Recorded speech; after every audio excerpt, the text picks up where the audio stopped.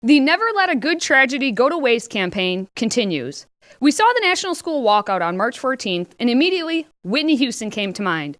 Yes, the preacher's wife was in my mind with the opening to her iconic song, Greatest Love of All. I believe the children are our future. Teach them well and let them lead the way. Our schools, our politicians, and the news media ignored the part about teaching the children well, but went full steam ahead on letting the children lead the way. For weeks now, I've been twiddling my thumbs, waiting for future leaders of America to step up and show they should be listened to because they have perceptive ideas. I have yet to see any students provide substantive options for what to do as a country moving forward to eliminate gun violence. Walking out of school accomplished the avoidance of learning, which is the purpose of school. Students played hooky under the guise of solidarity for their rights. They exercised their First Amendment rights in hopes of eliminating the Second Amendment. In all of the coverage since the horrific shooting, not one of these students has been questioned for what they know. It's just how they feel. Consider this my plea. I want the conversation with any one of these so-called activists and have them explain their understanding of the U.S. Constitution. Then I can ask them to explain the creation of the Bill of Rights. Have them tell me what they know about the three branches of government and how the branches operate within a constitutional republic. If I can get any one of these students to demonstrate actual knowledge, devoid of emotion, I will support them 100%. But we won't do this because we can't question their absolute moral authority. After all, they're children. Our founders created a country based on rational thought, with structure that ensured reasoning trumped passion and logic overcame impulses.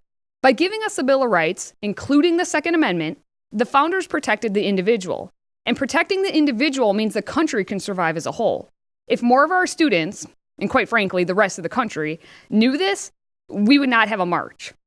Instead, we have another sad example of parents not being the adults. We know our society has turned out a bunch of adult children and parents who would rather be besties with their kids than be parents. We can't dare say no to our precious snowflakes.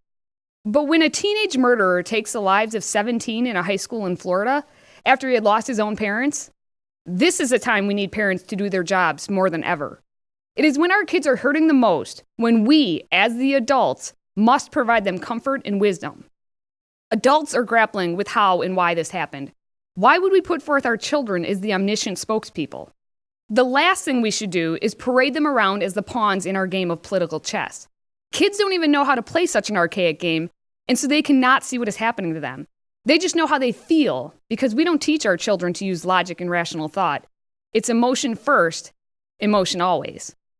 And this is how and why our culture celebrates and clings to the David Hoggs of the world, who steal the microphone, or in 21st century speak, the Twitter, to spout this. What if our politicians weren't the of the NRA? Hogg, who has been claiming this victim status for weeks, has become the bully. And we're supposed to let him say whatever he wants. That was the opening to a promotional ad for the March for Our Lives march, yet another march to march for, I don't even know. The students marching don't even know. And that's the point. Keep them feeling and not thinking about what they are doing. I believe the children are our future, as Whitney so beautifully sang. That's a simple fact. We as the adults must ensure that future is one worth having. And right now, the greatest love we can show is to protect our children by not parading them as pawns. I'm Katie, and until next time, stay healthy, America.